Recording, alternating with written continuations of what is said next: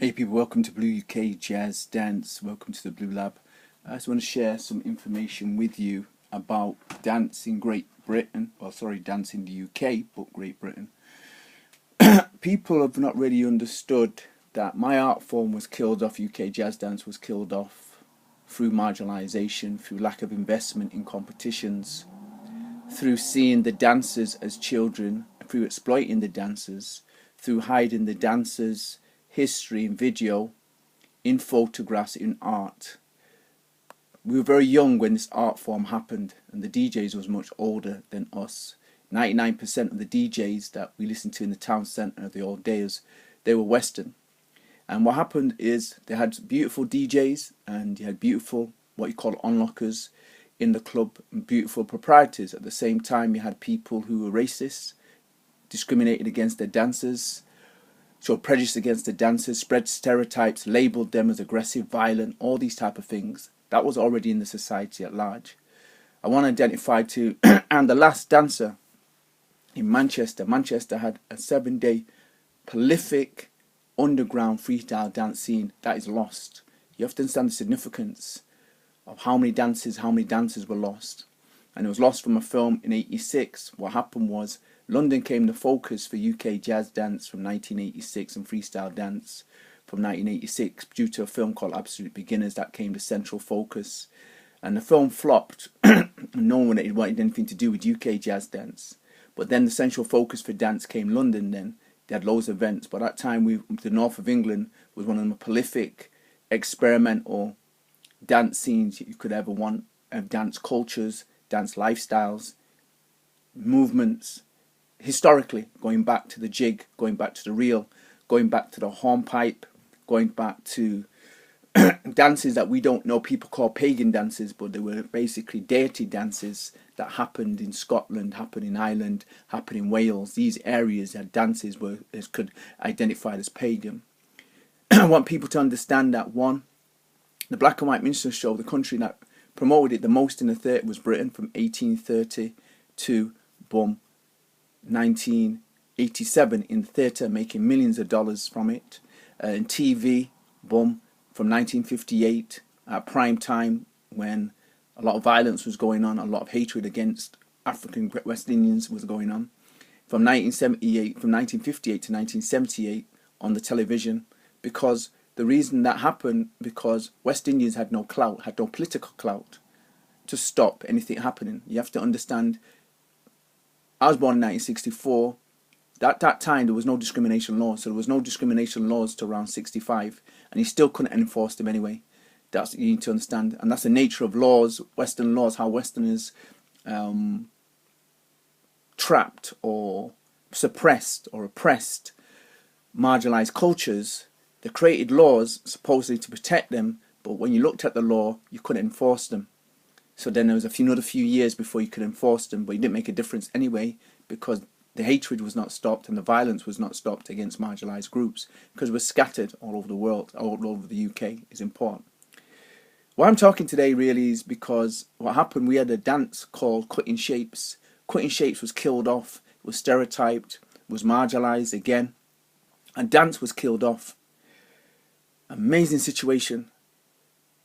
This is the most stressful time in the history of time. Dance is there for people to dance out their emotions, etc. And a dance was created, and because people hated this dance, they banned it from a club. In the 20th century, we have to really worry. Now what's happened, furthermore, there's something called Black Door Policy. Black Door Policy has been here. Wow. How long has Black Door Policy been here? Over 200 years. I went to university in 2005 to 2009, and Black Door Policy was in Oxford. I went to a club in Cambridge, the same. Wales, they had Black Door Policy. Frightening. Students who are stressed out, who want to prevent stress, etc., can't get into clubs all over the UK in the 21st century.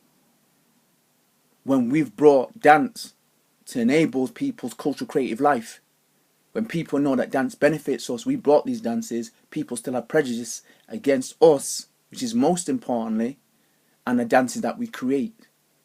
That's unacceptable to me. So part of a project I'm doing now, Rebirth for the Cool, Dancing Spirit of Jazz, Juba Jazz Dancers. I created about 40 different projects I created to raise the prestige of my African and African culture heritage arts, so I could use it to explore issues of concern. And dance is one of my concerns. How dance, historically, if you go back to look at great African kingdoms, how great African kingdoms were made out, people were cannibals and all this type of thing, which was, unacceptable, made out. And then what happened was West Indian dancing, Caribbean dancing, Brazilian dancing was made out to be insignificant when it wasn't. It was there for people's health and well-being, to bond community, bridge, enable people to bridge understandings between each other, get the sexes to understand each other, improve people's communication skills. That's what it's about. Improve communal activities and development of harmony within the community. That's what dance is about. Furthermore, it has many, many other benefits. But I wanted to share this with individuals because this is a key time. And I'm talking in this way because I had 2 life-threatening illnesses and I used dance to bring myself back. And I might not be here if I never became actually a professional dancer of UK jazz dance, and which is an umbrella of underground UK jazz dance styles and wider dances, because I was in a pattern, I was in a behavior where dance is my culture, dance is my lifestyle. I'm a part of different dance movements. I use dance every day, and I use dance every day. Most importantly, I realize now, I need to really describe what I'm about to say, is basically up to the age of 41 years old, I was unaware that I had dyslexia. Dyslexia caused many different types of symptoms. And what happens, you'll find out the person with dyslexia gravitates to creative activities as a way to cope with the trauma that they face. I was facing unknown dyslexia symptoms and triggers, do you understand? And I successfully kept them at bay, basically, for 41 years. I walked into university in 2005 at the age of 41 to find out I had dyslexia. And when I started to do research on dyslexia to do with health, the immunology goes down. A person with dyslexia has a lot of immunology challenges. And I realized I had these things. I had sinus, I had fatigue. I've had a lot of different type of illnesses which were associated with a person who has dyslexia. It's just not me. Other people with dyslexia have that.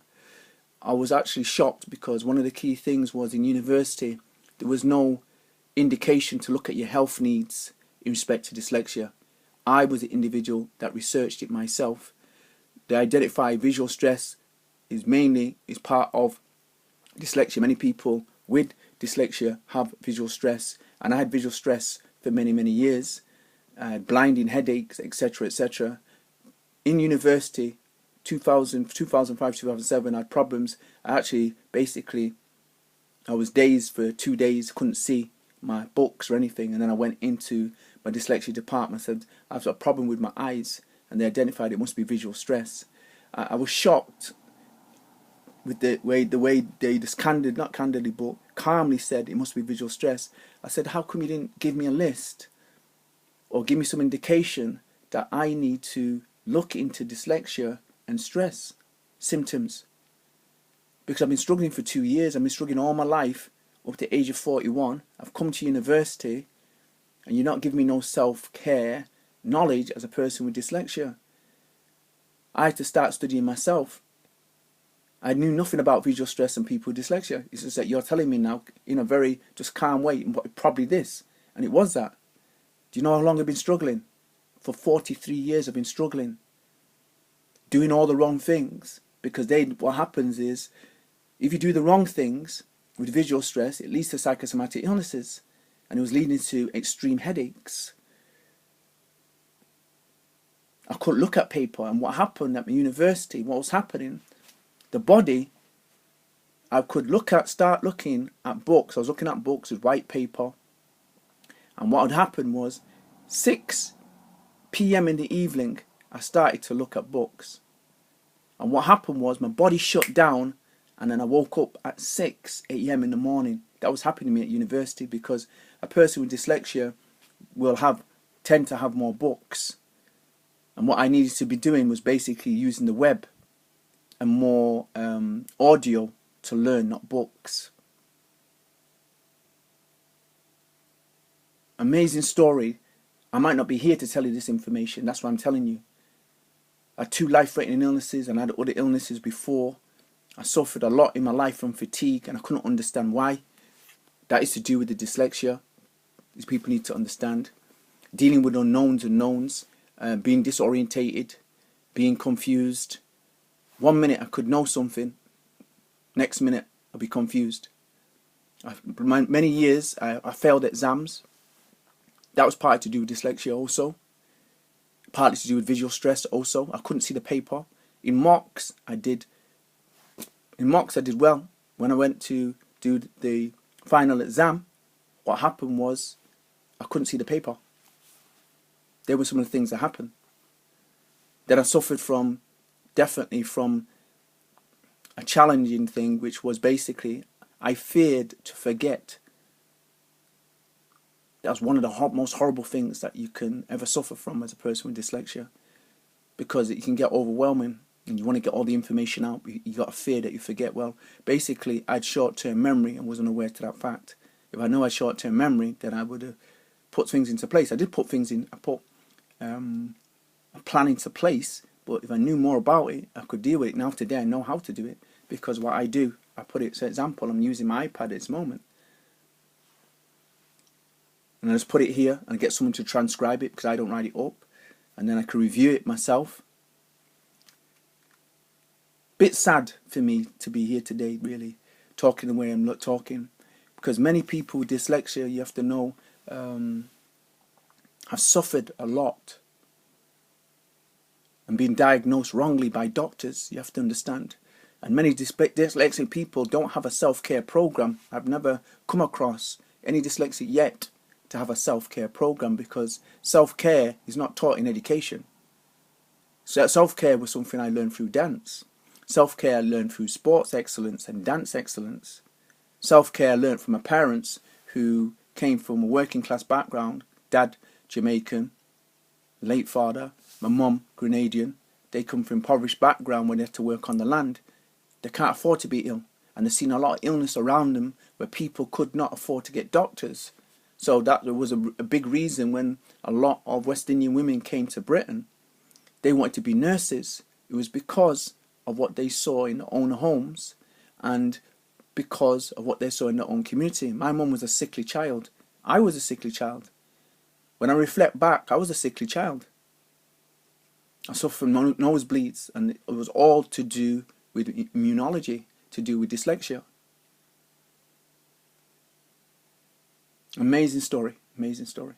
And if I did not promise myself to go back to university, because I was at university before, I had to leave due to a number of circumstances. One, I was a self-sustaining student, I didn't have funds to continue because my house got robbed, etc., etc. A number of key things. Some money got stolen. I no longer had the funds to stay at university. That was one reason I did the first year and left, because I was a self-sustaining student. So I went there the first time. I promised myself I'm going to get back, but I had a negative experience in university. And what happened, I decided to do short courses. But then what happened was the future, my sustainable future as a dancer and as a practitioner, as an arts manager, administrator, needing to be business focused, required me to go back into full-time education as a fast-track way to underpin my vocational experience in the arts, doing many, many projects, because the key today is about people managing projects, directing projects, being the creators and projects, being coaches and consultants. I've done all this because I did my own projects. But furthermore, broadening my horizons for what I want to do. University was a place that broadened my horizons. So I had an idea what I wanted to do. But when you go to university, that changes overnight, because when you're getting expert knowledge in a university from people who've done it, been there, boom, boom, boom, who know how to do it, it changes your perspective. So that was one of the key reasons why I went back into education. I went back into higher education with a coach, with a mentor, with consultants, with loads of advisors,